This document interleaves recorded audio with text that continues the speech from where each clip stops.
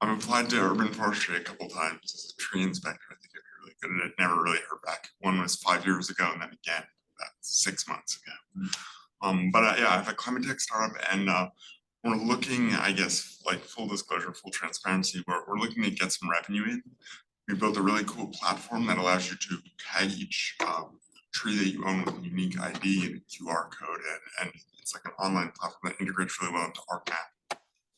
So essentially here looking to make some connections and hopefully like processors.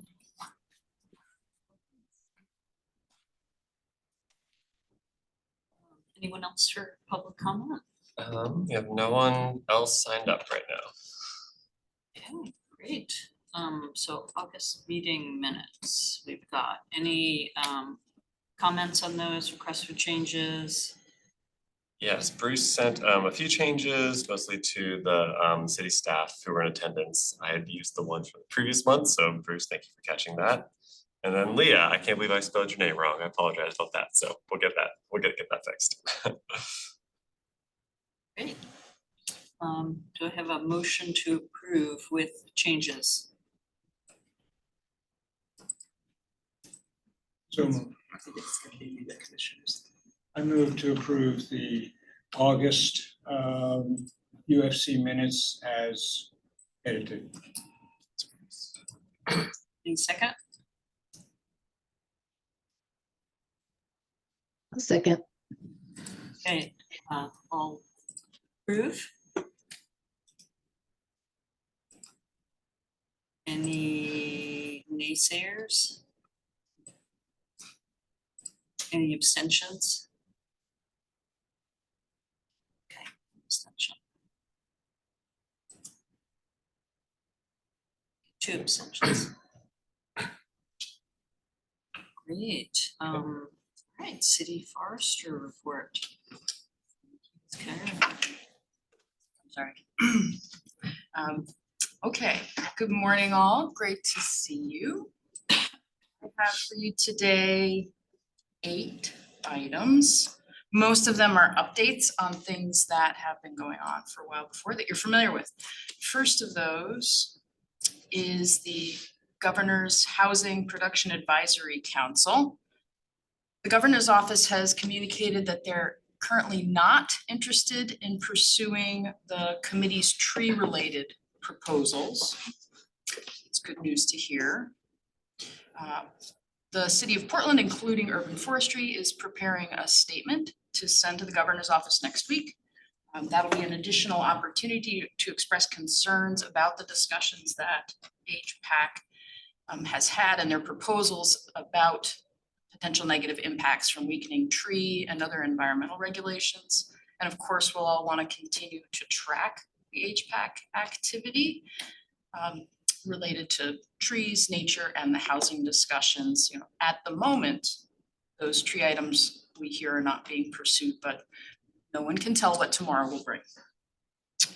Moving on to the second item, fall is here. Tree planting season is upon us. That also means Arbor Day.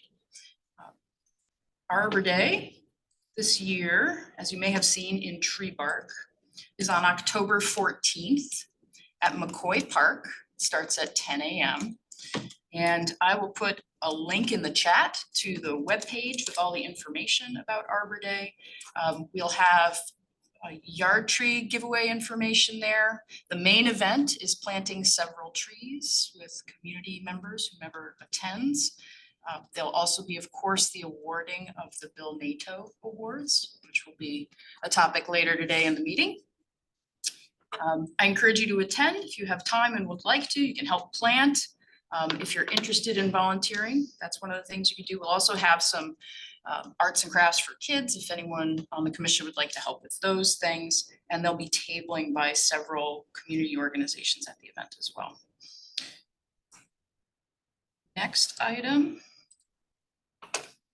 Inflation Reduction Act. As you all will recall, several entities in the city of Portland area and beyond together worked to put together an application for Inflation Reduction Act funding. That was submitted in June, and Urban Forestry is one of the members of that coalition. And the grant request submitted was for $17 million for 5 years. That's funded through the U.S. Department of Agriculture, Forest Service, Urban and Community Forestry Grant Program. Friends of Trees was the lead applicant on the proposal. And other partners, including, as I said, Parks Urban Forestry, are Apano, Verde, the Blueprint Foundation, the City of Gresham, DPAVE, and there are actually several others. And Urban Forestry helped Friends of Trees prepare the application submission. The proposal included requests for funding for tree planting, natural area restoration, community education, maintenance, tree maintenance support, and workforce training. And we have learned that the majority of that will be funded. So this is great news. $12 million has been awarded. So it's a celebratory moment. Note that's not the full amount that was requested, and we have yet to learn what specifically is in or out. The majority of the activities under that grant will be focused in East Portland, and that's consistent with the Justice 40s Communities Initiative, really focused on communities that have historically been marginalized and underserved by trees and nature. The next item, another celebratory one, is about a FEMA grant. So Urban Forestry applied several months ago with the City of Portland Bureau of Emergency Management for a FEMA grant. We recently learned that we did receive that grant, and it is to plant 10,500 street and private trees over the next 3 years. So great news there. We also learned from FEMA that our application was lauded for an exceptional cost benefit score. And it was featured in the Department of Homeland Security's press release announcing grant recipients across the country. And I'll put that press release in the chat for you all as well. So more good news for trees there. Any questions on any of those before I move to the next item? So what was the time frame on the FEMA tree plant, the 10,000 trees? 10,500, 3 years. Right? 3 years. 3 years, 3 yeah. years. So there'll be some establishment costs after the grant ends, but they'll pay for the expenses over those first 3 And years. that's separate from PSEF. Yes, Correct. yeah, so that is supporting our trees. existing tree planting programs, then PSEF is in addition to what we're doing there. Yeah, as Brian said, just to make it clear, the FEMA funding, what we applied for was really to be able to do more of what we have been doing. So free street trees, free yard trees, learning landscapes, community plantings in parks planting, those kinds of things. And someone else I thought had a question. No? Roberta's hand up, yeah. Commissioner Jordan. Well, you answered my question. I Okay. was curious about the relationship between that and PSEF, so thanks. Well, speaking of PSEF, maybe I'll do that one next. So yesterday, City Council began considering, I should say, the Portland Clean Energy Fund 5-year Climate Investment Plan, PSEF CIP is the way we've been abbreviating that. And as a reminder, the CIP provides funding allocations, strategies, and outcomes for investment from 2023 through 2028 to reduce greenhouse gas emissions and strengthen communities that are hit first and hardest by the extreme climate crisis events. I want to make sure it's clear that the Equitable Tree Canopy Initiative, which you all heard about last month in some detail or got an update on last month, is not included in that CIP that went to council yesterday. That's because council already approved the Equitable Tree Canopy Initiative some months ago. However, the CIP that council heard about yesterday does include tree maintenance funding, $5 million for that.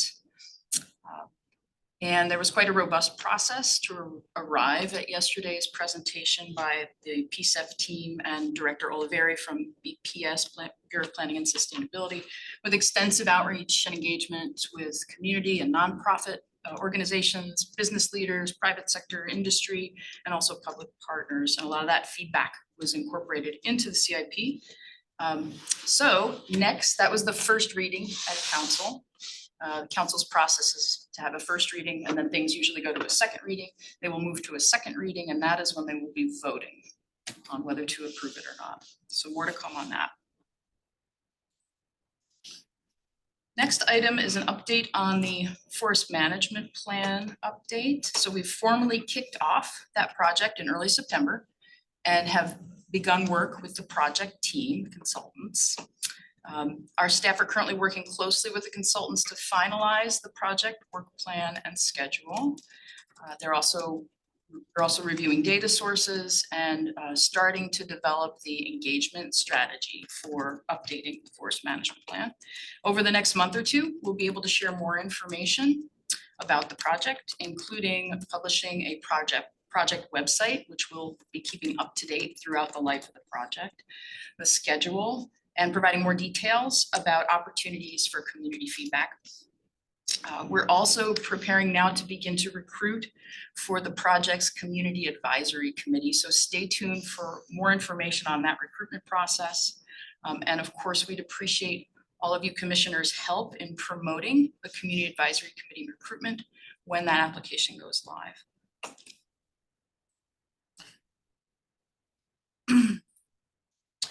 You heard an update at the last meeting on the city's permitting improvement project from our permitting and regulation manager, Casey Jogerst. That did indeed go to council and it did pass. That means that the private property development permitting processes will be consolidated under one approver for those permits. What that will look like going forward is yet to be determined. And then the last thing is for our next meeting, we're hoping to present information to you all on tree regulations and permitting programs and have discussion around that. And that's in response to the requests some of you have had around getting more information about what the city's urban forestry programs do. That concludes my report. If anyone has any questions, and as always, if you have requests for future city forestry reports, please do let me know. Any questions or comments? So we can see.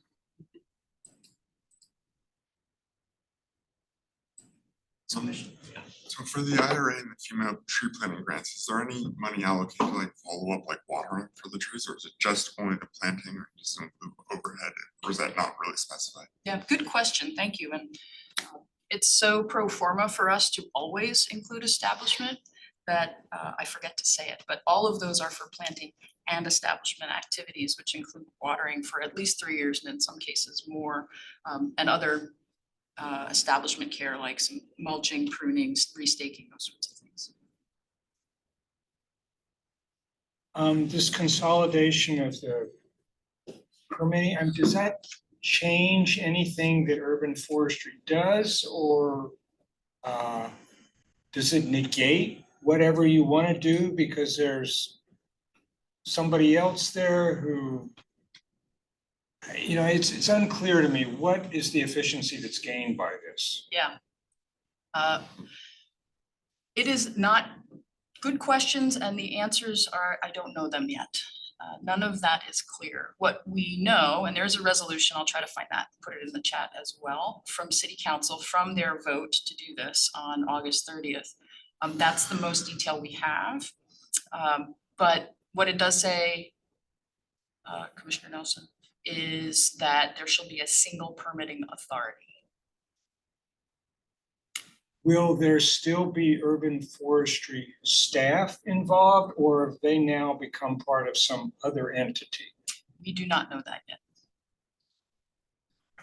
So in regards to that, great questions, as I said, and I'll just let you all know that, of course, city staff, including urban forestry, have the same questions, and there's some apprehension and stress around that, wondering what will happen with folks' positions and their role, and probably, to me, even more importantly, what happens with things like the tree code and the goals that we have for infrastructure. This is all the infrastructure bureaus, so it is potable water supply, their role in private property development permitting, Bureau of Environmental Services, stormwater, trees, Bureau of Transportation.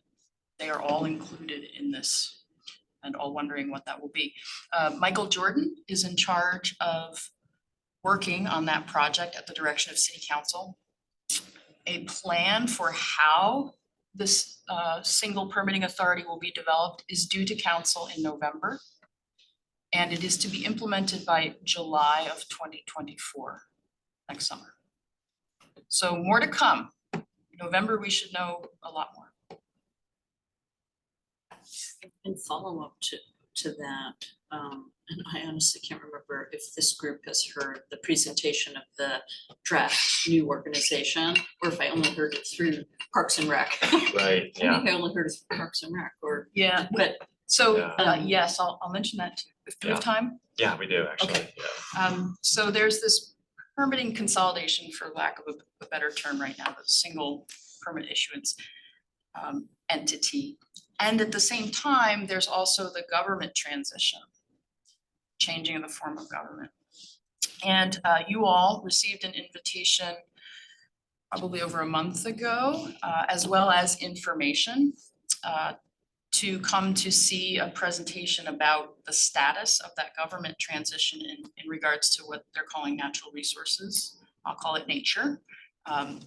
And so you have that information. We can refresh it in your inboxes too. I think Commissioner Nelson did attend it as well. That also is a work in progress. The upshot, if you recall, those of you who had the time to look at it, was a recommendation from this internal working group for the city administrator, when that person is on board, to consider like 5 options. And I don't remember all of the options. The ones I do recall directly were 1, to consolidate all tree-related forest infrastructure services in one place, whatever that means. And there was also one of the options to consolidate all things nature into one place. And I say one place because we don't know if these will be bureaus or divisions or departments or what that might be. that caught my attention, and so the Portland Parks and Rec Board was asked to give feedback, and so it's really a question for urban forestry, and that is they were proposing to have one assistant deputy director have, I believe it was BES, urban forestry, and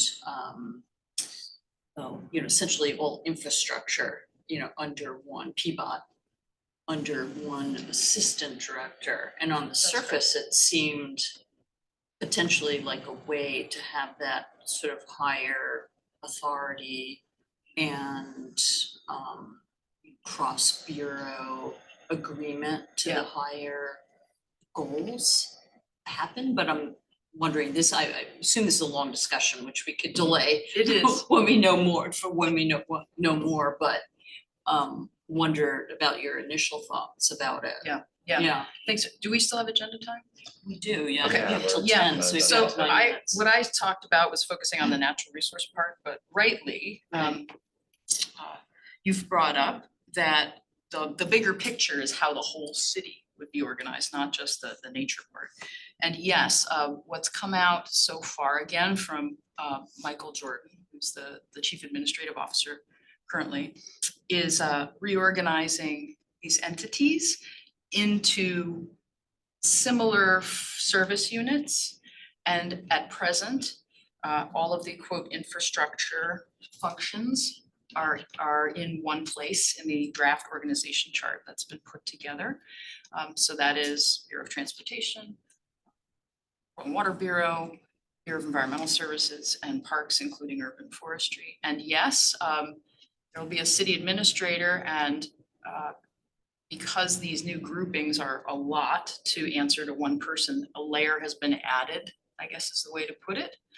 There are groups that report to some higher level manager who in turn reports to the city administrator. So that's what you're talking about. And opinions on that, I don't really have any yet. I'm still waiting to see how things shake out. I think having infrastructure bureaus in one group under one lead can be very effective. One of the challenges that has been most significant, in my opinion, for urban forestry for many years is the relationship and level of accommodation from other infrastructure bureaus with things tree in the city. So for that reason, it could be helpful to be in the same place under the same leadership. That said, it all depends on who the leader is. My opinion. Brian, any thoughts? That's on that. It's a lot, there are a lot of unknowns right now. There really Yeah. are. And it's just good to note, while we're saying permitting, this effort seems to be focused on private development permitting, and urban forestry's permitting regulation program includes a lot of other services and roles in addition to development. We have non-development with tree removal permits. We have our single point of contact, which provides customer service and in intake and dispatch of tree emergencies. So it's a large complex program, and so this proposal is specific to a portion of that, and how that plays out is going to be something to figure out. The resolution actually isn't even clear on that. Yeah. Like what Yeah. type of permitting? Is it Exactly. all permitting? But our understanding it is specific to private property development permitting, not non-development, not public property, not various other things. Commissioner Black. And I feel like this is saying the obvious, but this is in response to developers complaining that the process is too arduous for them to, is that correct? That is correct. Slow. Yep. I would say slow instead of arduous. But yes, that is the driver behind this. Behind the whole reorganization of the city government. That's happening, yeah. Very dramatic, yeah. It's a lot of change in a very short time. So Megan, I was interested in how the new grant will affect Friends of Trees, and can you maybe just, since we have a few minutes, give us a little sort of status update and what it means and. Sure, I'm gonna give you a really vague answer, only because what Jen said is really accurate. You know, there's 11 of us that are part of this coalition, and because our request was for 17.5 million officially, I think it might be 17.57, and we were awarded 12. We don't yet know what that is going to mean, right? Like what we asked for is different from what we received, and how that will impact everyone within the coalition. We don't know that yet. It is, I know that the Forest Service contact that will kind of be our primary port of contact is trying to identify more information, but we really don't know. So I'm very hesitant to share, just because I don't have additional information, and I recognize that cuts will need to be made from what was proposed, and we just don't know what it is and how that will impact everyone within this coalition, because the funding is for Friends of Trees as well as for 10 other partners. So that is my hedging, and that's how I hedge with everything, including with anyone on staff when they asked. I'm like, I don't know yet. So we're hoping to know more than the coming weeks about that, but I think it's going to be really important once we get more information to have like a coalition conversation about what that means. Because there's always scenarios that it could have been a portion that there was an issue with, for instance. I don't want to say issue, but like that they may, or it might just be categorical across everyone. So that is my, like, I literally don't know. And I'm the one that gets the email. So they haven't told me anymore. And you know, we've mentioned sort of the focus in East Portland, but with the broad coalition, a lot of it is in the city of Gresham, the Friends of Trees partnerships with them, and then Megan, some in Springfield as well, right? So just money's going a lot of different places. Yeah, the one thing that I think is a helpful detail is the federal government has something called the Justice 40 initiative. I think Jen spoke to this, where they've identified particular areas. So all of the work, no matter who the partner is on it, will happen within the Justice 40 portion of either kind of Eastern Portland is how I would say it, Gresham, West Eugene, or Springfield. So, and there are some Portland-based partners in this coalition that will also do work beyond Friends of Trees within West Eugene and Springfield. But that's really all we know. So much staying you. tuned. Yes. Right, we'll stay tuned. Very exciting. It is very exciting. Yeah, so it looks like we have Brian Poole from PBOT to present the 122nd Avenue project. Thanks for coming. Of course, yeah, thank you for having me. And hi, everyone. Yes, I'm Brian Poole. I'm with Portland Bureau of Transportation. I'm in our capital delivery division as a project manager. And just let me get my screen shared. And Brian or others, if there's a question or something that comes up during the presentation, let me know. But I will just jump in, and then hopefully we'll have plenty of time for questions at the end of this presentation. But yeah, excited to share with you about 122nd Avenue. We've been doing a lot of planning work on this corridor for a number of years. And we're calling this project and grant that I'll talk about humanizing an East Portland arterial street. So looking at ways we can improve safety and just make this corridor sort of more people friendly in the future. You can see, if you haven't been out to this area of the city recently, this is sort of what the land use looks like. It's similar to a lot of our East Portland streets with they're wide, many lanes for vehicles, lots of car dealerships, and sort of big box retail with parking lots. But we do have some infrastructure for other users here. So we do have bike lanes on most of the corridor. A lot of them end at the intersection, the major intersections though. And the Springwater corridor, you can see on the top in the middle there, does intersect 122nd Avenue. So there is sort of some active transportation uses as well on the corridor.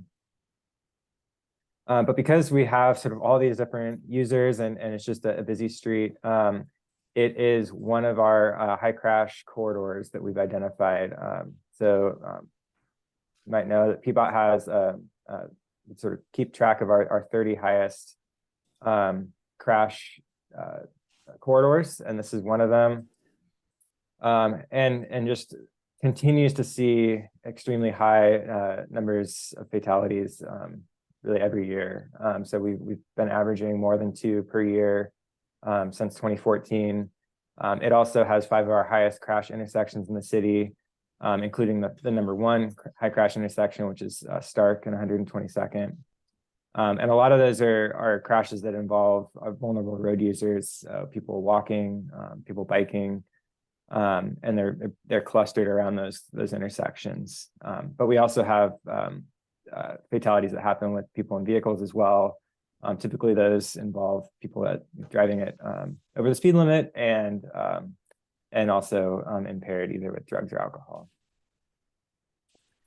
So we've been doing a plan of how to make improvements on this corridor since 2018. It's taken a long time. We just finished it this year, had some issues with staffing and a global pandemic that sort of diverted attention, but it's really helped us narrow in on what types of things we can do on this corridor. And the goal was always with that plan to improve safety, improve access for vulnerable road users, improve transit, and then really help develop the corridor. It's identified as a civic corridor in our city's plan, and so trying to help develop that as the evolution of the corridor. And so with the development of this plan, we noticed, or there was a Safe Streets for All grant opportunity that came out last year, I guess in 2021, now late 2021. And it has $5 billion of safety fund grants over 5 years. So $1 billion a year. And we, as a staff, identified 122nd Avenue and sort of coalesced around this corridor because we had just done this planning work. It was in sort of the focus, one of the focus areas for the grant. And really felt like it would be a good responsive project. And so because we already had there's two different types of grants with this Safe Streets for All. There's if you don't have an action plan already, like a Vision Zero plan, you needed to do that first. But since we've already had an adopted one, we were able to apply for an implementation grant. And there's 37 of those grants across the country. We were the only one implementation grant that was awarded in Oregon. Multiple other cities got the planning grants. But we have $25 million now, so we asked for $20 million with a $5 million local match, looking at safety improvements on the corridor. And this map, it might be a little hard to see on the right, but and this will still be refined as we sort of move into the project development and design phase. But you can see sort of the broad parameters of what safety improvements we're looking at here. A lot of these are sort of the low cost, high reward safety improvements where we can kind of leverage that money. So doing everything from adding lighting, speed reader boards, targeted intersection improvements, signal upgrades, and sort of managing speeds through signal timing, protected bike lanes, trees, which I will share a little bit more about below. And then also changing the number of travel lanes south of Powell from 5 to 3. That's where we have lower traffic volumes and feel like that's an opportunity.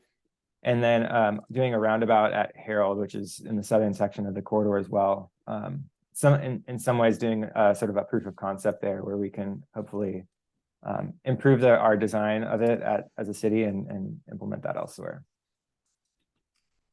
So as I mentioned, this is what the street looks like south of Powell right now. You can see it's 5 lanes. We do have some curb extensions, but what we're hoping to do here is reduce the number of lanes. And because we're doing that going from 5 to 3, we have some space to sort of think about how we're going to be using that space. We also need to look at sort of places where we're going to put medians and bus stop curb extensions, how we can incorporate trees into some of those. I'll talk about that in a second. And then the exact locations of intersection and lighting improvements. So south of Powell, as I was mentioning, we do have this sort of opportunity if we're taking away 2 travel lanes to sort of reallocate that space in a pretty unique way. And so you can see on the top right, one of the options that we've been exploring is a design that would sort of really be able to create a 30-foot wide boulevard type design in the center of the street and really allow us to have sort of larger growth trees and use that space, sort of reclaim some of the street space that is there right now. So it's an exciting opportunity. It's also a very challenging one for a number of reasons. And so these are things we're trying to explore sort of as we develop and sort of get this grant off the ground. It's I think number one is we really want the community to buy into seeing how to sort of understanding this change and this what we could do here. So community support's a big issue that we're sort of working on currently.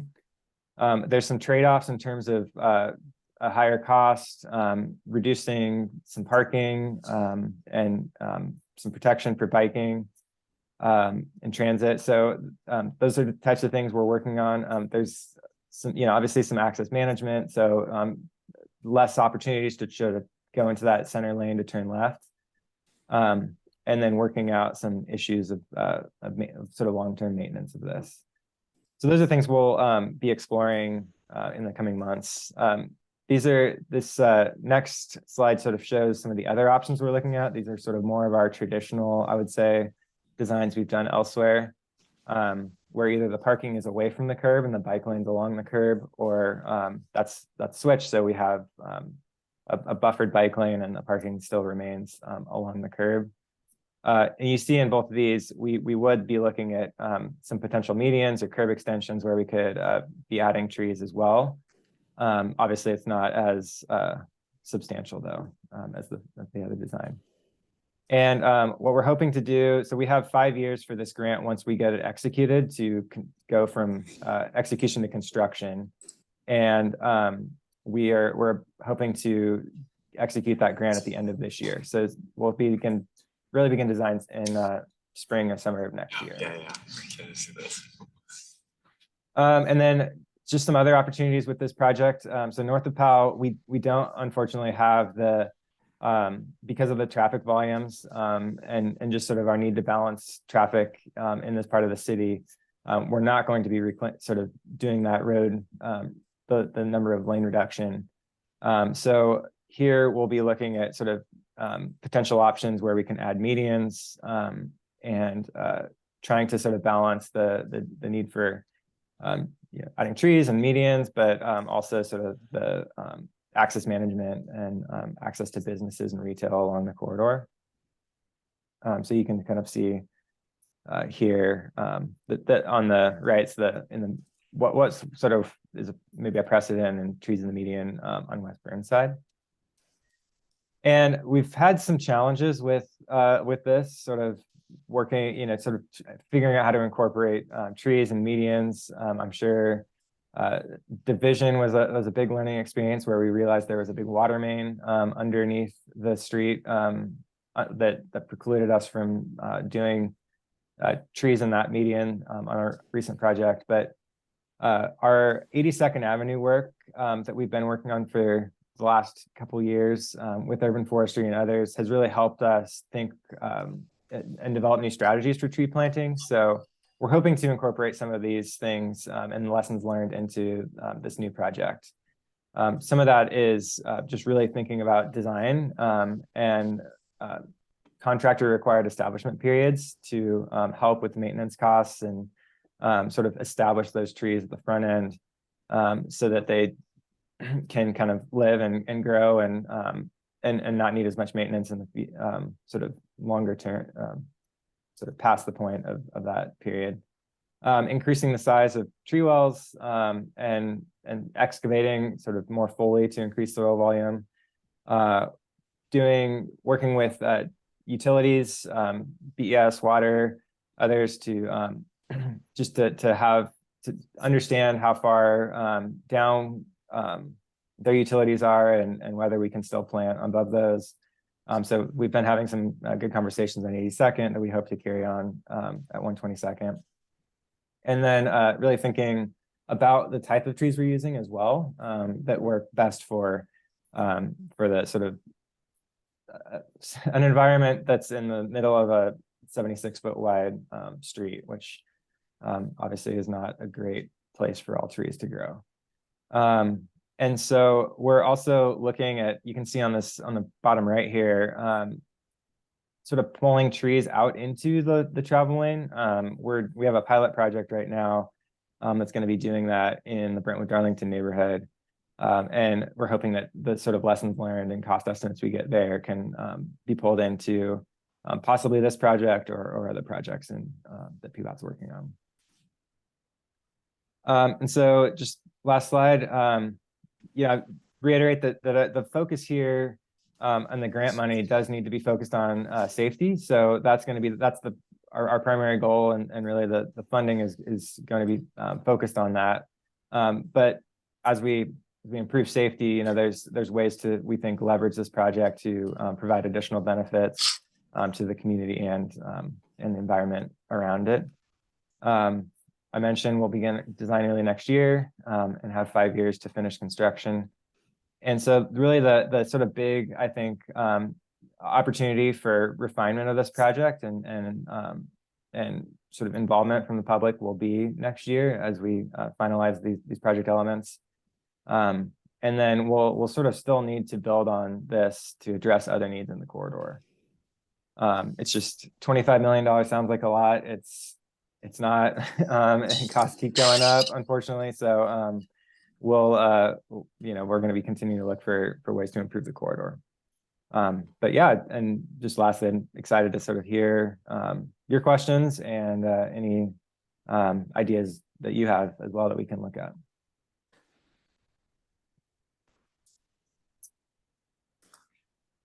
Thank you.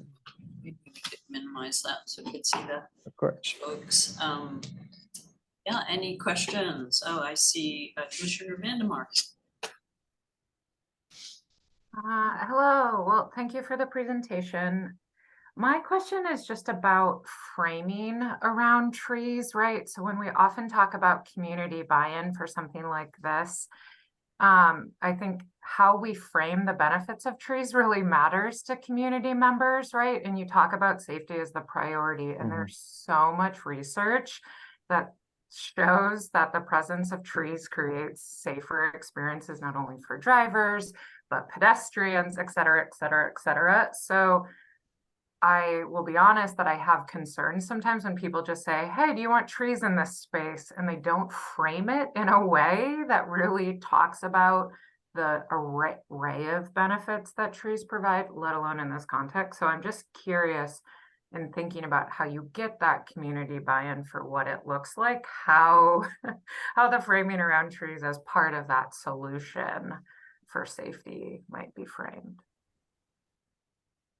Yeah, no, I think what you're saying is accurate, and I think we try to do that.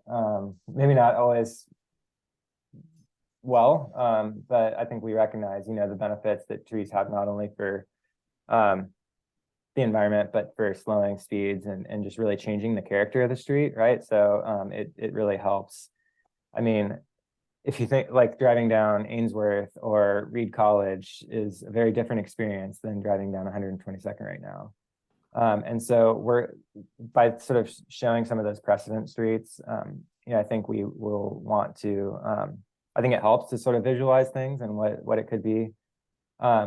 It's trying to get people to sort of see that and kind of be able to envision it rather than seeing the trade-offs that they might have a reaction to in terms of losing access to, right? Like all of a sudden I can't turn left into my driveway. Is an immediate concern, but trying to help them see the sort of feature benefits is something with this project we'll try to do. But I really appreciate the comment, and I think we can do definitely a better job of framing that the sort of more holistic benefits of trees on transportation safety. Commissioner Jordan. Thanks, I'll go, but let's have Brian go first because he might be clarifying a point or something. Oh, I was just going to ask on that community feedback issue, Brian, could you share a little bit about the community guidance and feedback that's been received so far? Yeah, so we did take those 3 designs I showed, the 3 different options, to the community last year. I think it was end of last summer. And we originally took it to the flyer to every house and residence along the corridor. And then we broadened out the survey after that. And unfortunately and this might be sort of part of that framing, but we got a very mixed response. So it was about 30% like each of those ones. And it was just various reasons for some people like the protected bike lane one better or they like the one with trees. So it didn't help a lot. So we're trying to sort of start more from the bottom up. We've been talking to folks in the Powhurst-Gilbert neighborhood. We're going to be trying to work with that neighborhood association to just raise some awareness and visibility. And but yeah, it's because we sort of had that sort of mixed reaction to each one. We need to do a little bit more of due diligence on the reasons why people either didn't like one of the designs or did, and be able to see what we can, what kind of compromise I think design will end up coming up with. Joyner, still have the question? Yes, thanks. And thank you for the presentation. Couple questions. This project is focused a lot on safety, which makes a lot of sense. But it strikes me that heat is a safety issue. It's a health and safety issue. And, kind of along the lines of Commissioner Vandemark, to what extent could and should the project characterize, in terms of safety, health and safety goals, heat and reducing heat, either overall, which is hard to do with a, multi-lane arterial, but at least it's strategically, because, median strips are really wonderful. And I think that they have a lot of safety and public quality of life kind of benefits, like you said. But people don't walk in the medians usually, unless you design them that way. And so people are walking and standing at transit stops and at crossings, which are, dangerous right now, but they're also hot. And I think that I'm wondering the extent to which a focus on, locating trees in a safe manner from visibility should be a health and safety issue and be presented as a primary infrastructure goal for the Bureau. The other thing that crosses my mind is that, and this may be for urban forestry, but we hear a lot about the utilities, the water and BES and sewer kind of having issues with tree planting. And I'd like to put on the list for future briefings, perhaps having BES and water come brief us about what what's on the books, what's in the code, what's in the standard operating procedures, what's sort of general practice, because I feel like we hear a lot of constraints, and PBOT hears it too. And I just want to understand better what those are and talk about ways to optimize those. So those just kind of rise to the top, for me, as something we got to get a handle on.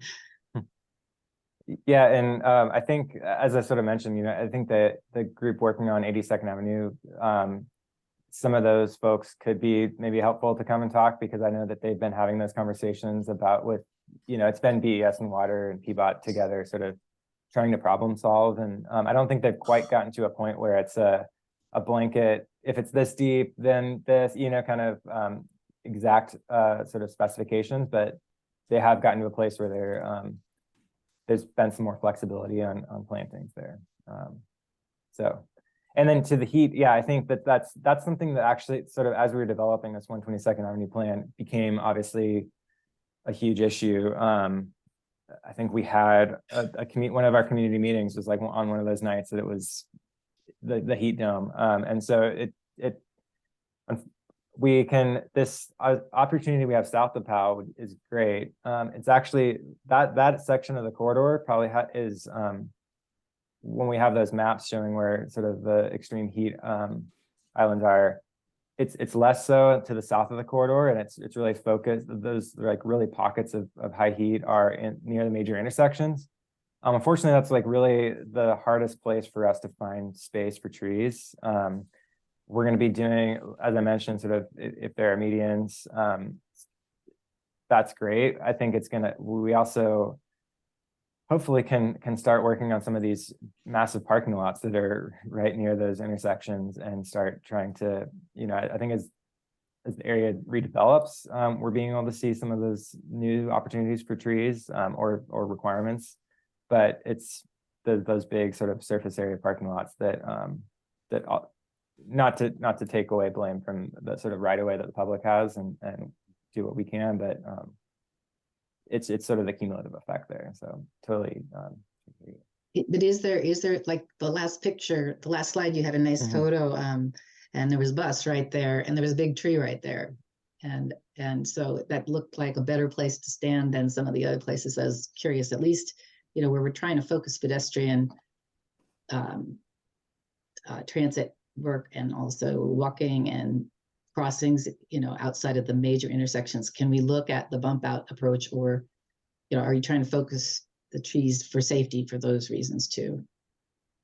Yeah, and we can look in, sort of looking in, moving the curbs in for those bus curb extensions and opportunities there, where there's not some like sort of sight line issues.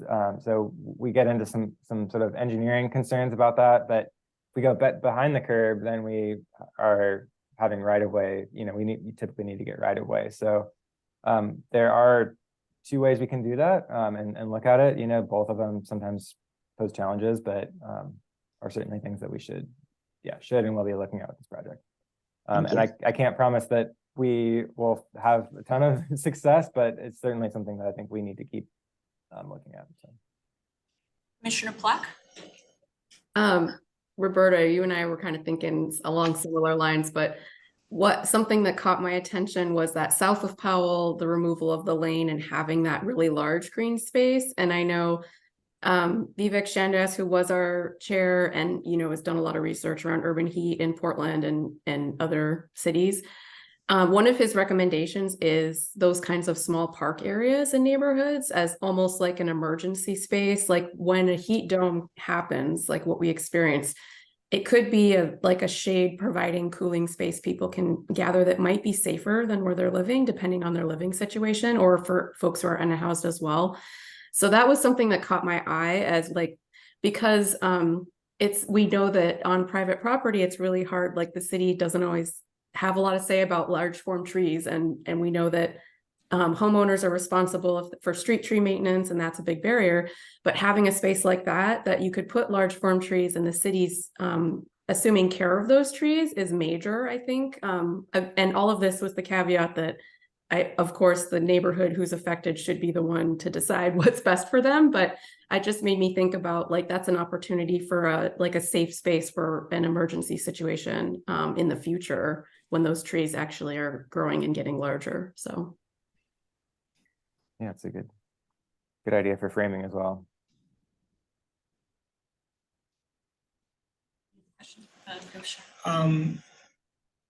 Has Peabody ever thought of creating shade areas that didn't involve trees in spaces where you can't put trees because you're not able to go out into the road, and there's not a furnishing zone. It's a curb tight sidewalk, and pedestrians are going to be walking there.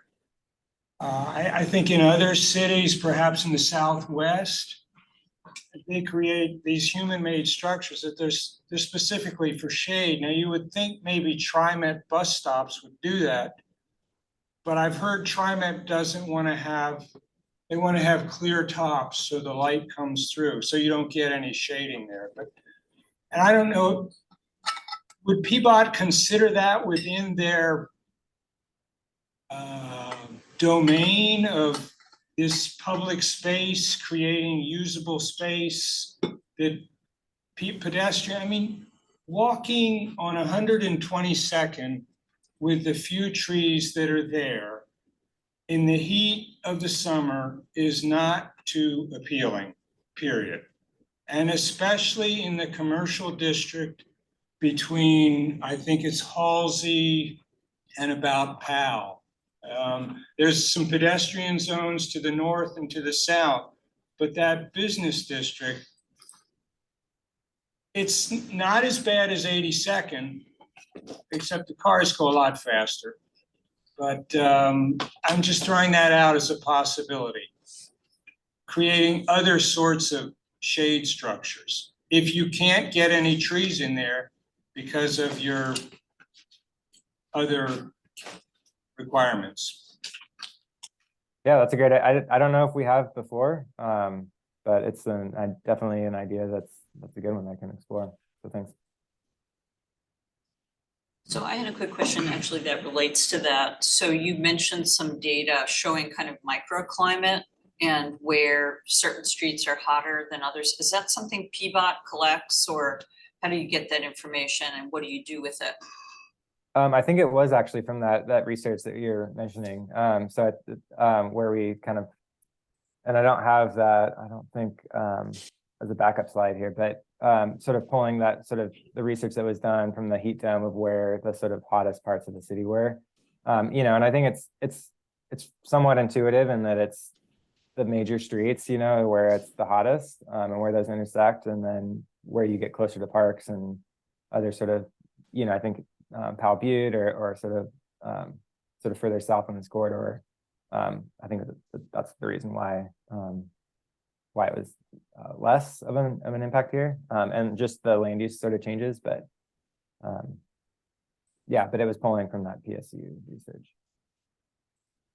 Interesting, because getting back to the kind of the health and safety, it seems like it's something you should be collecting in addition to sort of crashes and, other accidents, as we get into needing better resiliency and essentially, an agency creating in a way by their decisions, these heat zones.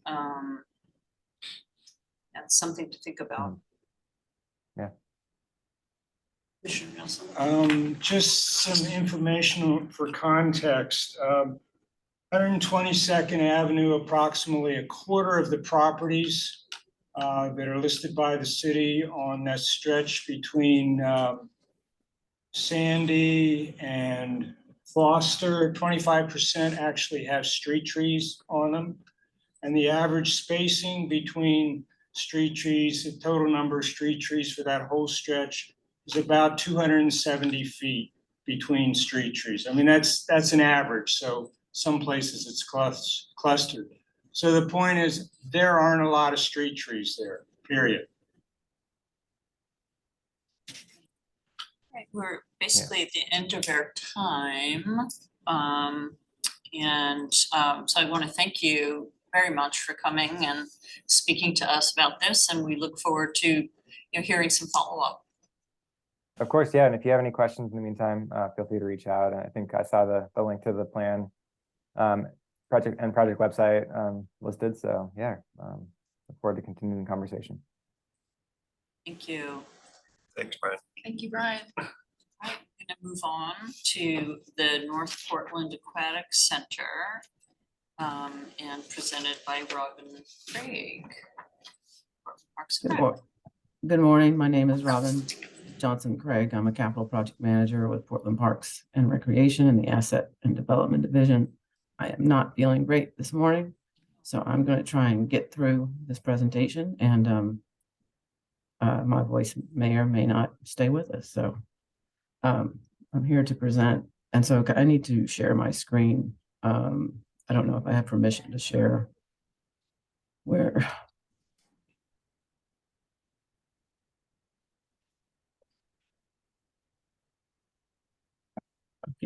Can everyone see the happy people in the pool? Yes. Great. Well, good morning, and thank you, Urban Forestry Commission, for the opportunity to present today. I'd like to share with you a little bit about the current. All right, of course, the phone rings. We're going to start. I'd like to talk to you a little bit about the North Portland Aquatic Center and a little bit of background about the project, and then the efforts that we've accomplished in the past 2 years and where we're headed. So next. So the Parks 2020 vision set a level of service for full service community centers to develop a full service community center that is a center with a pool, arts, classrooms, and active recreation facilities within 3 miles of every resident. Full service community centers provide health and recreation benefits to Portland residents of all ages, helping to make Portland a family-friendly and livable city. Currently, we are efficient across the board. We provide 70.6% level of service for full service aquatic centers. In April of 2021, Commissioner Rubio allocated 11.7 million in SDCs to address the level of service gap for full service community centers in North Portland to cover the initial project design, permitting, and public engagement efforts for a new indoor aquatic center. The new indoor aquatic center will approximately serve 22,000 dwelling units, not currently served by PP&R's level of service metric for full service community centers, as shaded in orange on the map. In blue are the 4 existing full service community centers. North Portland's diverse and growing population does not have a pool that they can use. And that's approximately 70,000 people, including roughly 18,000 people of color and roughly 11,000 experiencing poverty without a place to learn to swim, to do water aerobics or exercise. Access to these life skills is a racial equity issue. Black children in the United States drown at a rate 3 times higher than white children. Many factors contribute to this unacceptable public health outcome, including the accessibility of swim lessons. With the North Portland Aquatic Center, PPNR hopes to provide access and opportunities for young children and communities from diverse backgrounds to learn basic water survival skills and explore additional opportunities offered through an established aquatic center. Sorry. At the same time, we have roughly projected the schedule, and we anticipate being able to refine the schedule as we move through the project phases. And this project has layers of complexity that are beyond normal project delivery. There's a multi-phase approach, including phase 2 for site selection, programming, schematic design, and land use permitting. Phase 3 for design development, construction documents, and site development permit, and phase 4 for construction. We started this work this past winter in late 2021, and we began early community engagement efforts with the community gathering event, with our first event, which was held April 23rd at Charles Jordan Community Center in 2021. We are currently engaged in our phase 2 effort. We've had a significant community engagement effort that has been growing and growing with each event. We did something a little different. We actually started community engagement before the project even began, to hear from community and to get community excited about this new project that was coming. This lists all the different events that were held leading up to the official project start. With phase 2, we started phase 2 efforts in 2023 with a robust public engagement plan outlined on this slide, including community workshops, focus groups, and a significant diversity in our project advisory committee. I can't remember the number, but for a typical 15 to 20 panel for a project advisory committee, we had over 100 applications, which set a record in our community engagement team. In December of 2022, we had our first official community engagement event. The community workshop was intended to introduce the community to the project and to provide initial background. We worked with our design team to evaluate each publicly managed site in North Portland to determine 6 candidate sites for the North Portland Aquatic Center. The pre-qualifications included: the site was managed by Portland Parks, the site was not restricted for development, the site had at least 2 acres of open space for the new facility without major clearing of existing tree canopy. The site had acceptable street, transit, bicycle, and walking access, and it was within 3 miles of residences at the end of the North Portland Peninsula to meet the PPNR level service goal. We collaborated with urban forestry staff during this time, and our design team arborist Lou Baumeister to review the sites for potential tree impacts across the multiple sites.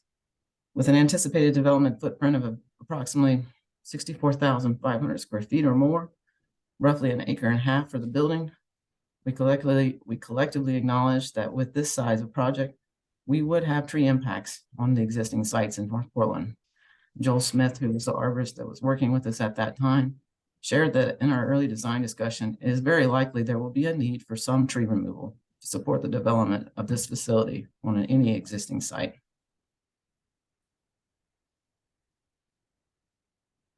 Through the design process over the past year and through a series of community meetings, we were able to focus our efforts on selecting University Park, Northgate Park, and Columbia Park for the new center. Ultimately, the Northgate site was selected by Commissioner Dan Ryan for the future North Portland Aquatic Center in the summer of 2023. Northgate Park is located at the intersection of Northeast Fessenden, with access on the street as well by North Geneva to the west, and the Clarendon Early Learning Academy is located on the east side of the property.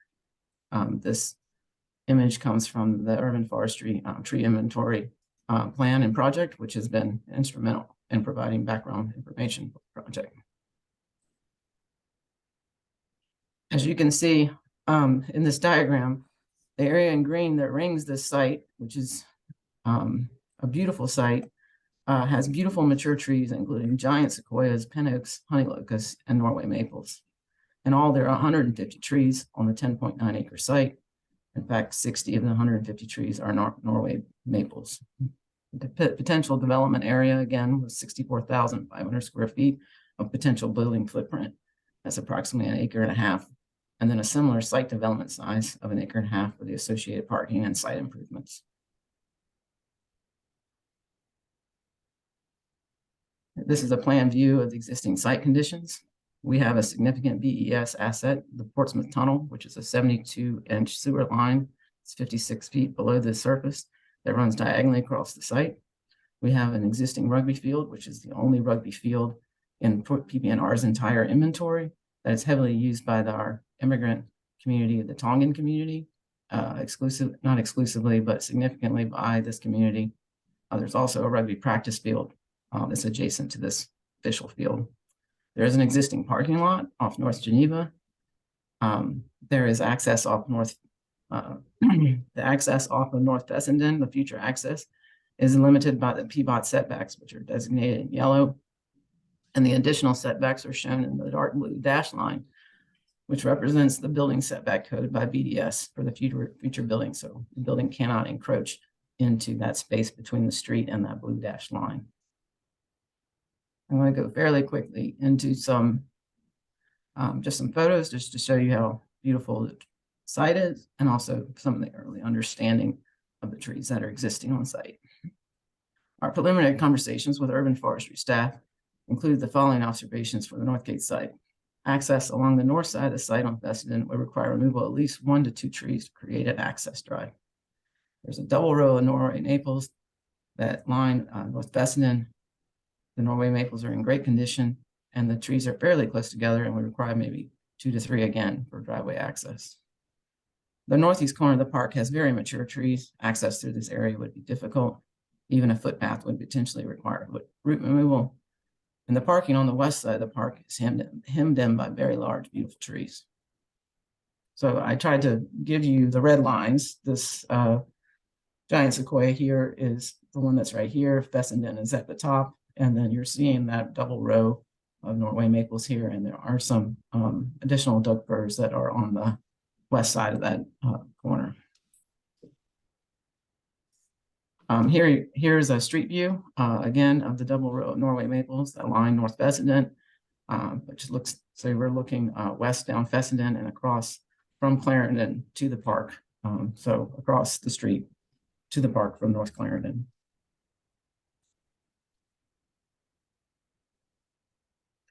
And again, here are the views walking down North Fessenden as you walk down the sidewalk, seeing those double row of trees. And there is an existing parking lot off North Geneva with an existing access drive on the west side of the park, which is hemmed in by large trees. There's parking for 18 cars and 2 van accessible ADA spaces. So that giant sequoia that's located here is this one right here. And as we move closer, it's right here. There is a pretty significant honey locust that's designated that's here. And behind that, you can't see it because the honey locust is so big, is this other giant sequoia, which is located right here. So there's the honey locust. So trying to give you some orientation as you're looking at the site. Also to note, so Brian, I'm working with Brian Poole on another project, and which has been great. So it was great to see the work that Brian's doing. I'm also working with Mike Saratella, who is the North Portland in Motion plan, closely working with him on this project because of future right-of-way improvements that are planned via that plan for North Fessenden, which will remove all on-site parking. So the views that you see in front of you are actually looking on Geneva. And there are no sidewalks, as you can see, there are no sidewalks on Geneva. So a future public works permit for this facility will be triggered for the project and will require upgrades to the North Geneva right-of-way, including new sidewalks. As the design progresses, we will need to work closely with urban forestry staff and PBOT to minimize impacts to the existing trees while providing an ADA accessible sidewalk and a pedestrian right-of-way. This diagram, through working with urban forestry staff and as well with PPNR staff and the director's team, this diagram strategically outlines the development that could be approached for the site and retain the maximum number of trees. With any site development, I call it the donut, we got to get through the ring of trees to get to that open space in the middle. So strategically, we have one entrance that's available on North Geneva. And with the Piedmont setback, there's a potential another entrance off North Fessenden. Potentially, the site development could include a pool or up to 50 meters. The designation of program 25, 35, or 50 meters has not been decided, but this shows you, sorry, I've lost, for a pool up to 50 meters and associated parking in orange. The existing parking lot would remain and be augmented with the additional areas in orange, with potential parking for a 50-meter pool of 141 to 160, up to 141 and up to 160 cars. Even at this size of development, potential impact would be the loss of potentially 6 trees, including one non-nuisance tree that's designated here in red, which is a 3.6 diameter white ash, and then 5 Norway maples, existing Norway maples. We will continue to work with urban forestry staff to minimize the impact to the existing trees. And we anticipate starting schematic design in February, March of next year, once we have a new design team on board. And now that's all I got. Questions? Thanks. Commissioners?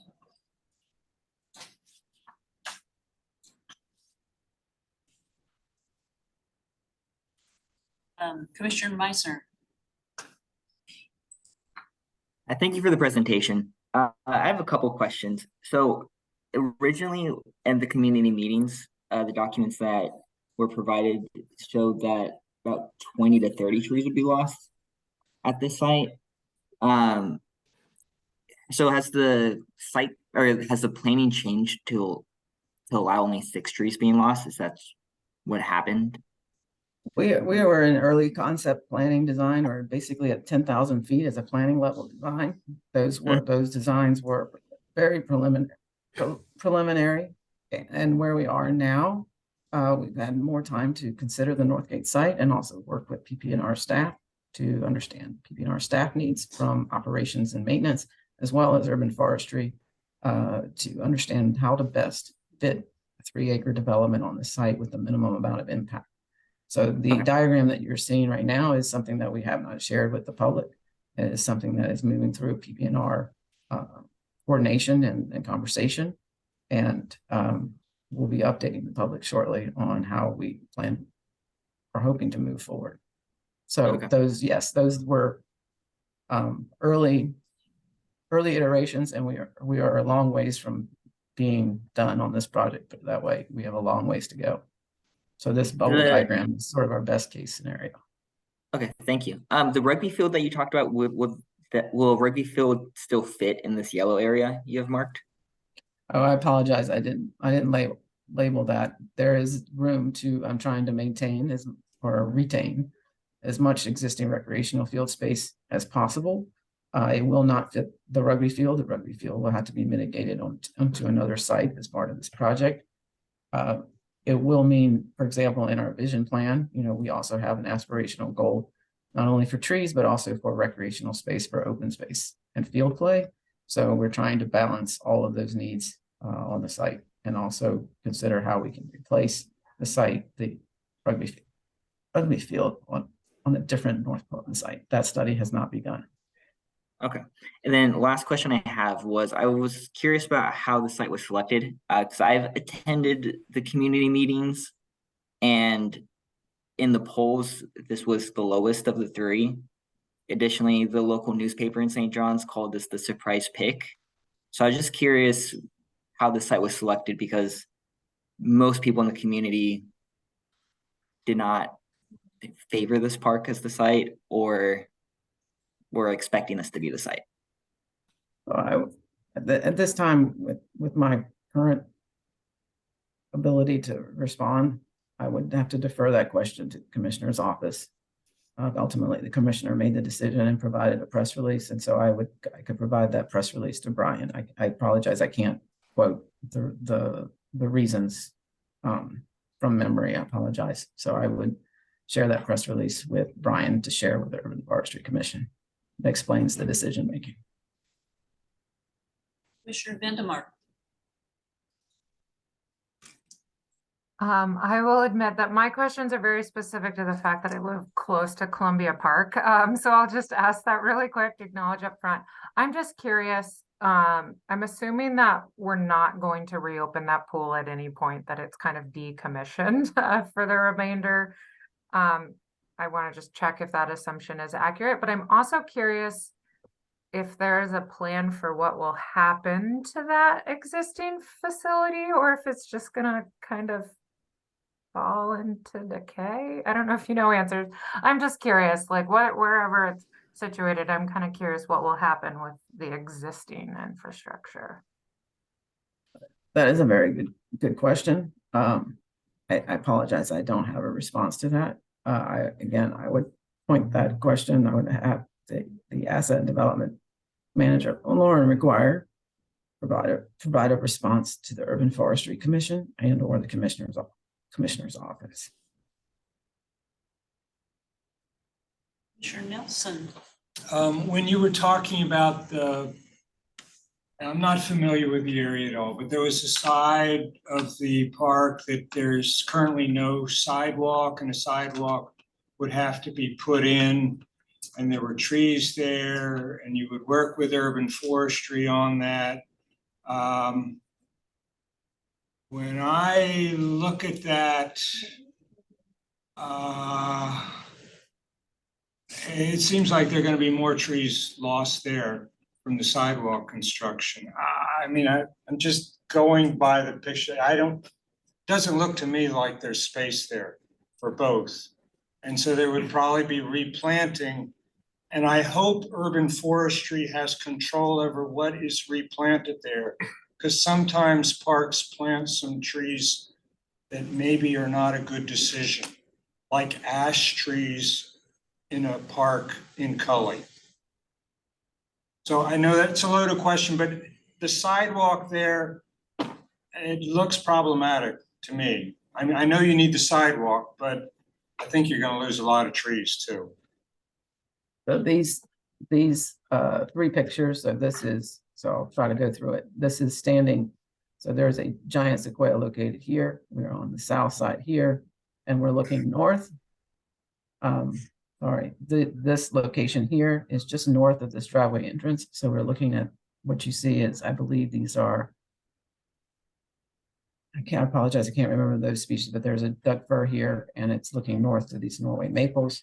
So that's that view. This view is standing on that same driveway looking south.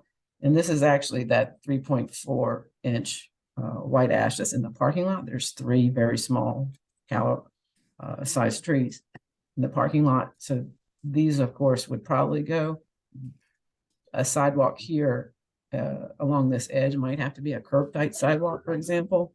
There would be a need to work very closely with Urban Forestry staff and PBOT to perhaps have an exception to the sidewalk standard in order to preserve the street. Or I'm not sure. The design team did not get to this level of design and reviewing this existing condition. So I don't have the facts to provide, and PP&R asset and development staff prefer and like to collaborate very closely with Urban Forestry staff on planting selection and tree selection, so that all sides of consideration are considered and best approaches are put forward into the a long-lasting asset. Thank you. Hope you feel better too. Me too. Sorry. Ms. Carrero, you had a comment? Okay. Ivory? Yeah, I just had a consideration question for the potentially 5-6 trees, or at least on the slide that I can see now, that are proposed to be removed. Will the parks consider incorporating some of those trees in some type of landscaping or nature patch on that property? Is that something they think about? So currently, I do not believe there is a nature patch on this property as part of the nature patch program.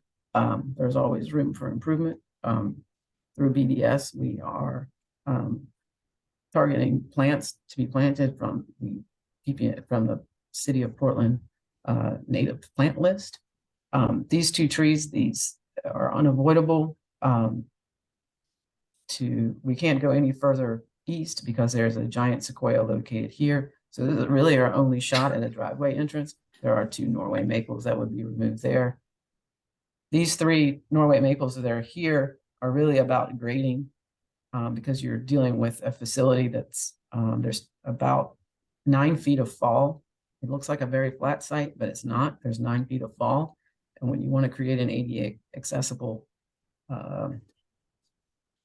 building that's all one level, there's some grading issues. And so these 3 trees are probably going to be forfeited unavoidably because of the grading and because of the size of these pool tanks. We would be required per BDS to mitigate, well, not mitigate, for any tree loss, specifically for this, what is it, a white ash. But for the new parking itself, we're gonna be planting a lot of trees. If we put in a 50-meter pool and have up to 160 parking spaces per the tree code, per the development code, excuse me, we're gonna have quite a few trees. And we of course will want to plant additional trees along the south edge of the aquatic facility just for shading on the glazing to mitigate heat loss from the reflective surfaces. We will also, dependent upon where we land with the design, most of the, we probably will not have a green roof over the pool tanks, but we most likely will have green roof facility to help mitigate the urban heat island effect on the administrative sections and locker rooms, storage, et cetera, those types of the shorter height of the building. Thank you. Any other questions or comments?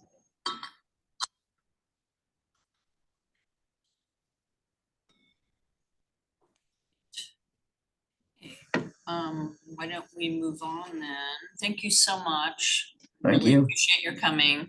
Thank you, Robin. Thank Hope you you. feel better. Yeah. Thank you. Bye-bye. So we're moving on to the UFC statement on Housing Production Advisory Council. So, hi, I will be kicking this off anyway on behalf of the policy committee discussion that we had. As you might recall at our last meeting, staff shared information about Governor Kotek's Housing Production Advisory Committee.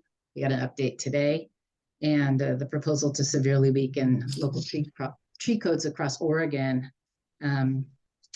The Forestry Commission, after some discussion and hearing from staff and a member of the public during the public comment period about the concerns, authorized the policy committee to draft a letter for the UFC to send initially to the governor's office, but in discussions at the policy committee and with Brian Lando, we concluded that the letter would be more strategic, more effective, more expeditious if we started by communicating directly with the city council, who has not yet taken a position on this issue. We did since then receive a statement from Urban Forestry, a joint statement that Forestry put together with Bureau of Planning and Sustainability, signed by both directors of Parks and of Planning and Sustainability to the Housing Production Advisory Council, expressing their concerns about the proposal, which we can talk about the proposal in detail again if you'd like. But the policy committee came up with a series of kind of themes to focus on, reflecting the Forestry Commission's emphasis during our discussion in August on that housing is critical, addressing the housing crisis is critical, and that but that we need to look at housing and climate resilience and tree canopy together rather than pitting them, one against the other, and look for strategies to do that in an integrated way that had more involvement by different parties. So, you have the draft letter, and I'm happy to go through some of the themes that emerged. I think the word reframing and framing has come up today in various discussions, and I think the goal was to encourage the council to look at exhibiting leadership to reframe this issue and to take a stand saying yes and yes, and let's figure out how the city can address these issues again in an integrated way. So, but before I go further into summarizing the letter, which we may or may not need to do, we heard from Jen Cairo today that the governor's office has issued a statement or some sort of communication that they're not planning to pursue the weakening of the tree codes. So I guess, a question that I have for you all and for the staff would be, one, maybe Jen, you could just repeat or clarify what exactly you heard from the governor's office and what form it took and who was it directed to. That's just so we really understand that the status of that. You also said that a new statement is being developed by the bureau or bureaus to the governor's office. And my question is, would we pull back from sending a letter at this time to the city council, assuming we can develop a letter we agreed with, or would we like to leverage the moment to communicate with council? We may want to revise the letter some to acknowledge the evolving nature of the discussion, but there's a lot of community engagement around this in Portland and elsewhere in the state, and it feels like a moment that we may want to, to use to build awareness with the council and to reiterate our desire to see the city address these important issues in a collaborative way and an integrated way. So could you clarify a little bit what the status of things are and any input you have on, the timeliness of a communication from the Forestry Commission to the council? Yes, it is. Sorry. Commissioner Jortner, I think it is timely, continues to be timely for the commission to comment to city council. I think it's always timely in a general sense to comment about the benefits of nature and urban environments and trees. In this case, we have received information that the governor is not currently considering any of the proposed actions that would impact trees. But as I said earlier, that's today, and the situation will continue to change and evolve. And it's something we'll all want to keep our eyes on. In terms of how and what we know, maybe Brian could speak to that a little bit. Yeah, so I will say that the HPAC process is still ongoing. So they have held a series of meetings the last few months. There was a second reading of their proposals that included public comment last week. And they heard a lot of public comments. So they are still going, as far as we know, planning to include the tree code preemption, statewide preemption, in their list of proposals that they will formalize. So HPAC, from everything we've heard them discuss, it does seem like there's quite a bit of discussion happening outside of public meetings, which has made it difficult to track. But from everything that we've seen, they are still very much going to be including that. What we've heard is that we've received some information from the governor's office asking for information from the city on certain proposals, which indicates which ones they're interested in, and trees was not on that. So that's a really strong sign that that's not really getting any traction, but that's where we're at right now. So HPAC is still very much considering it, and we do expect them to include that in their list of proposals. So I do think it continues to be important for the UFC to communicate priorities to city council. We believe the Parks Board is going to be doing this as well. I think I would still pursue that because things can change. This will all eventually is intended to be taken up during the short session of the legislature, I think in January or February of 2024. So quite a bit of legislative process still ahead. So absolutely nothing is set yet. Okay, thanks for that clarification. And my understanding is that the HPAC is having another session on the 29th, and they'll be asking for a comment on the tree related proposals. So that sounds like that's going to go forward. Yeah, they haven't. They've held one meeting. they did not get through a third of the proposals on the Right. list to discuss and have public comment on, since I think they're getting more public comment than they anticipated. So right now, the next meeting is set for the 29th. And I'll put the link to the page in the chat so people can follow it. You need to check it frequently. Meeting dates change, agendas change pretty frequently. So something to be checking pretty often. Okay. Well, great. So that sounds good. Y'all have had a chance to review this draft letter. We wanted to focus also on the fact that, you know, temps are rising and that there are disproportionate impacts of that, and that also looking a little bit at the city's tree code and talking about it as a response and a community-driven effort, participation of many community interests, which is how we typically have done business in Portland. It was designed to balance goals for trees and development, and that a recent analysis indicates that Title 11 tree code preservation standards that proposed changes to them to strengthen them actually would have a relatively small impact on future residential units, and that will continue to be monitored in the future, of course. And we wanted to keep it to 2 pages or less, and so we've been focused on that. So are there questions about the letter or comments? We heard from folks at the policy committee. We distributed a draft to a larger group of interested parties at the policy committee, got a little bit more feedback and so forth. And if there are any questions or suggestions or concerns.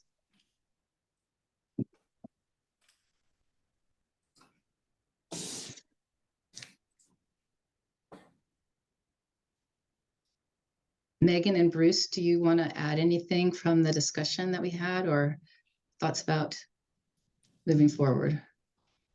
I think I agree with, what Brian was saying. I think we should proceed and encourage city council. I think city council needs encouragement to see the importance of both trees and housing, that they go together. And I think this is a small step. And we need city council to be supportive of this in order for the city to come on board and bureaus to be able to come on board and saying yes to housing and natural resources, yes to affordable housing and natural resources. So I encourage us to proceed. Who knows what may happen at the state level.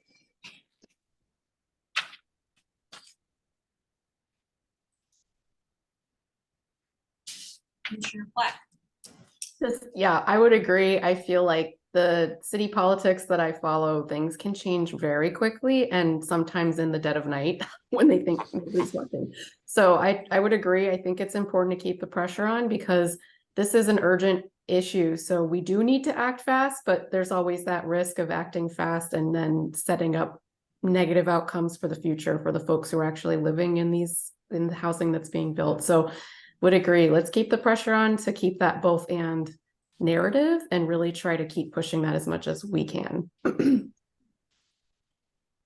Thanks. Agreed.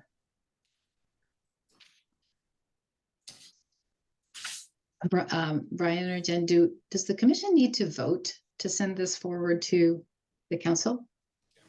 Yes, they will need to. Okay. Do we have a motion?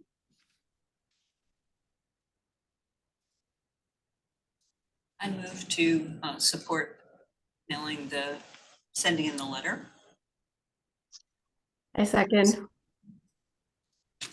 Great. Before we do the vote real quick, one thing that is not included in the letter, I just realized is copies, like others we might copy in addition to the council members.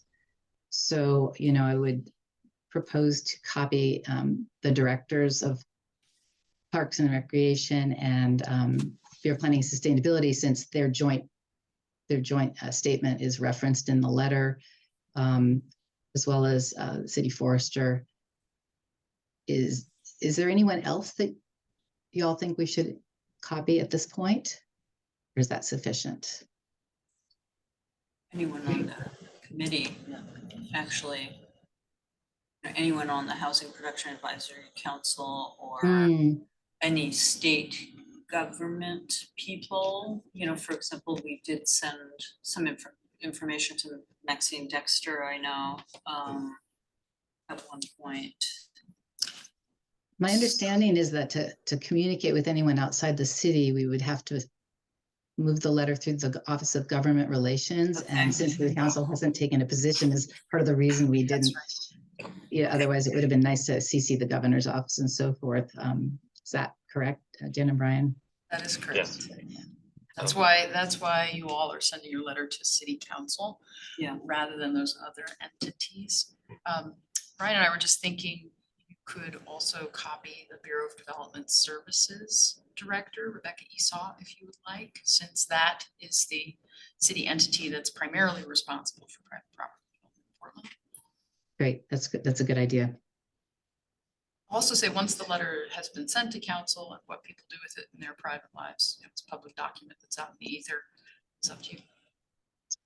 Okay. Okay. Well, we have a motion with a second. So all in favor, you raise your hands or one way or other.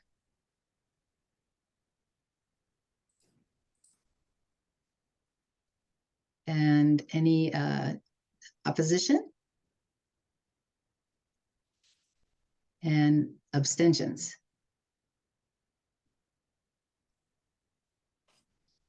So I didn't see, there's a lot of folks on Zoom where I couldn't see it, anything. Yeah, Ivory and Justin, are you abstaining or voting either way? Sorry, real quick. Did you, are our names going on this letter specifically, or is it just from like Urban Forestry Commission for the letter? At this point, the draft that we circulated shows Commissioner Feldstein and myself as co-chairs signing the letter. Okay. Yeah, I vote to approve. Thank you. And Commissioner Ianacho? Maybe you should have to step away. Yeah, okay. So did you get a count, Brian? Yeah, I think we're good. Yes. Thanks, y'all. Thanks, everyone. Excellent. All right, why don't we move on then to the next topical area, the Bill Nato Community Tree Award nominees. Let's see. Thank you. So with us today for this topic, we have Weston Miller. Welcome, Weston. Weston is a coordinator for our community stewardship and outreach programs. Weston, can I hand it over to you? Sure. Yeah, howdy folks. Again, I'm Weston Miller. I'm relatively new with Urban Forestry. My position is Community Stewardship Coordinator. I go by he, him pronouns, and I help to facilitate the Bill Nato nomination this year. We did not get a robust response. We approached a handful of community partners and some volunteers and encouraged them to apply. And we got just the one response from Connecting Canopies. And I would say, in the spirit of Bill Nato Community Trees Award, Connecting Canopies definitely meets the bill. Their focus is on environmental justice and on creating a more diverse green movement and green workforce in the Portland metro area. They combine technical expertise and conservation and also cultural expertise and lived experience to engage underserved communities. Their workforce development program was piloted during the 2022 and 2023. They had 12 folks participate over the course of 10 months. Folks learned urban forestry skills and also other green workforce skills connected to our region. So they learned about habitat restoration, growing food, both fruit trees and urban agriculture, vegetable production.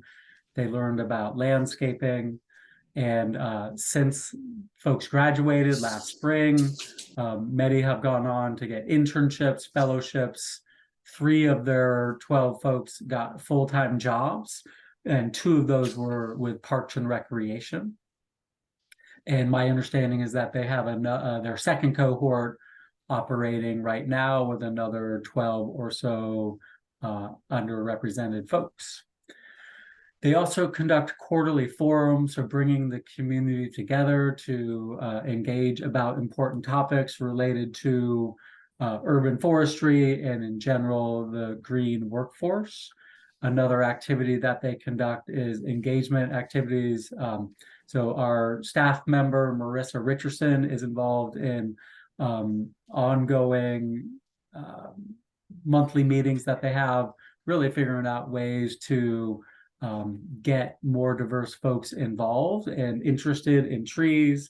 One example for you is that Marissa and Connecting Canopies co-sponsored a tree walk on Juneteenth last year. And they also worked with Outdoor Afro to walk around the Albina neighborhood and share with people information about trees, introduce them to trees and the benefits. A quote from Marissa, our staffer, says that Connecting Canopies is making tree advocacy culturally relevant. I think that's very connected to our urban forest goals, urban forestry goals. And lastly, they're really just trying to create a new model for urban conservation, nature conservancy, so that it can spread more broadly and meet the many underserved communities in the Portland metro area that very much overlap with the priority neighborhoods that urban forestry is trying to work with directly. That is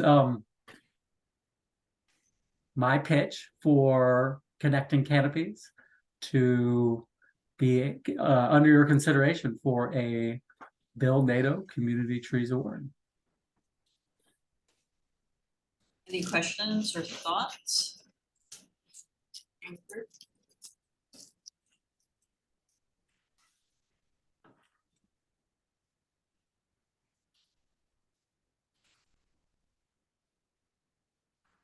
Megan?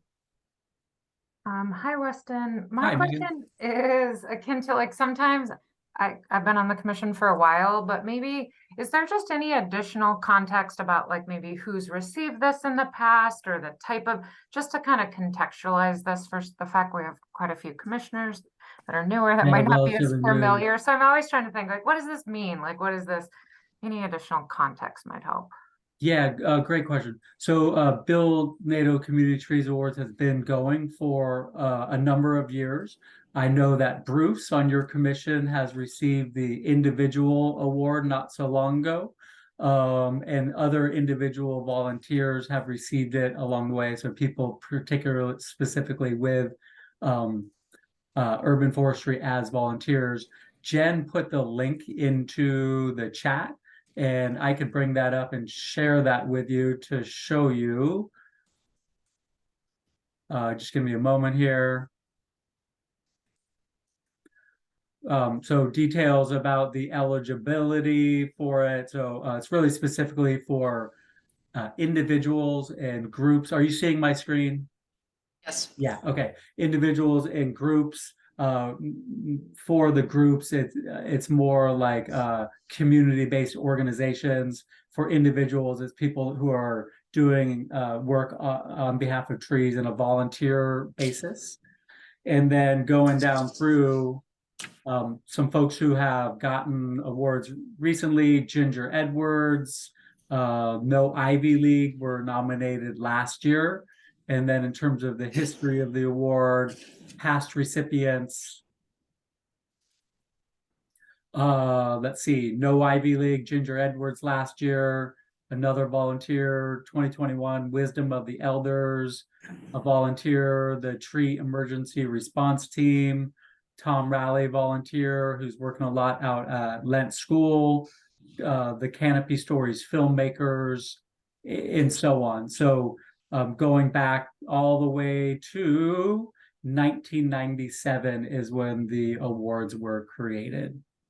Does that give you some more context, Megan? Is Connecting Canopies eligible for the award because it's not an organization? Pardon? Would Connecting Canopies be eligible for the award? It seems to be it's an initiative of Friends of Trees. Connecting Canopies is an initiative of the Blueprint Foundation and also the Intertwine, and it involves partners, including Friends of Trees and other groups. So I suppose it's not an organization unto itself, though it is a organized collaborative of organizations led by Blueprint Foundation, the Nature Conservancy, and now the Intertwine. It's consistent with past award recipients. They have not all been 501c3s or corporations either. Commissioner Nelson. Just a little more background. Bill Nato was active, a businessman in Portland for a long time, going back, I don't know, 60s, 70s, and longer. He died in 1996. This award was, I think, initiated perhaps by his family. He served on the Street Tree Advisory Committee starting in the early 70s. That eventually morphed into the Urban Forestry Commission in the late 80s. And it is amazing when you review some of the work that he and other volunteers did. It used to be that this Urban Forestry Commission actually decided whether you could remove a street tree or not. It was not the decision of Urban Forestry in the early days. But it is just amazing what he did as a volunteer on behalf of, initially it was street trees and then it broadened. So it's a worthy, he was remarkable. So, and he's no longer living, his family is certainly still in the community. So this is in recognition of what he believed the power of volunteers to do for our trees. Well said, Commissioner Nelson. And Bill Nato founded, in effect, the Forestry Commission in 1974. That's also, there's information on that on the website as well. Any other questions or thoughts? Okay, so we'll go ahead and vote. Do I have a motion for supporting this award recipient? Yeah, I put forward the motion. Thank you. Second. Second, all in favor?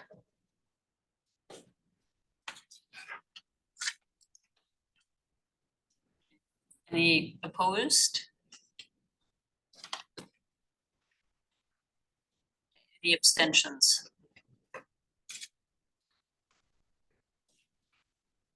Great, okay, we have an award recipient, thank you.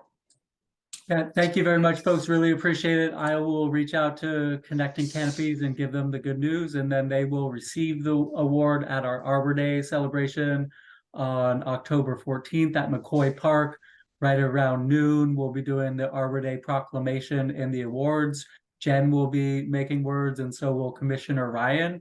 We'd love to see you there. Great, thank you for coming. Yeah, you're welcome. Thank you, Weston.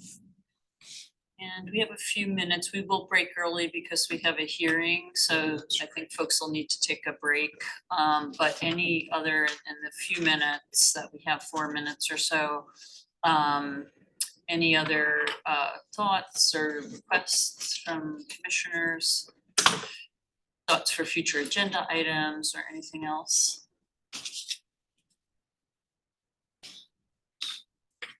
Good. Okay. Right. Thanks, everyone. Take care. We'll see you next month. Bye. Thanks. I see Bye. Justin has his hand up. Justin, I'm sorry. Oh, it's okay. Commissioner Sorry. Reisner. Sorry about that.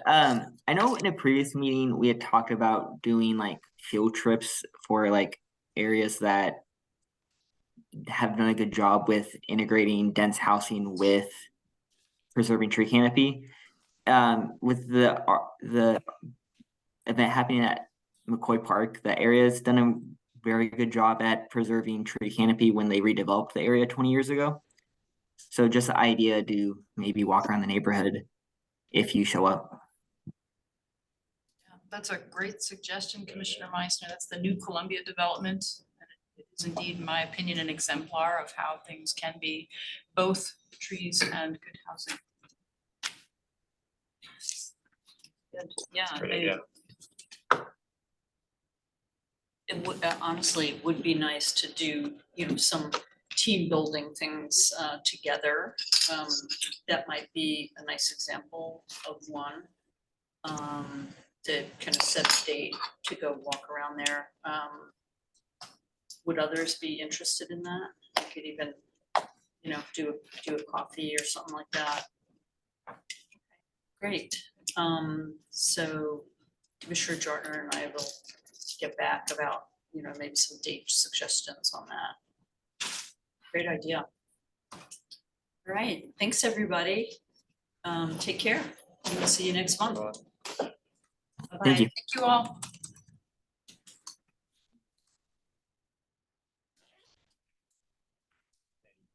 Brian, should we stay on for a few minutes on the same meeting? Yeah, we'll do it Okay. here. And yeah, we'll take a 5-minute break, give everyone a chance to collect themselves, and then start the hearing at 11:30. Okay, thanks. Rob. Hi, everybody.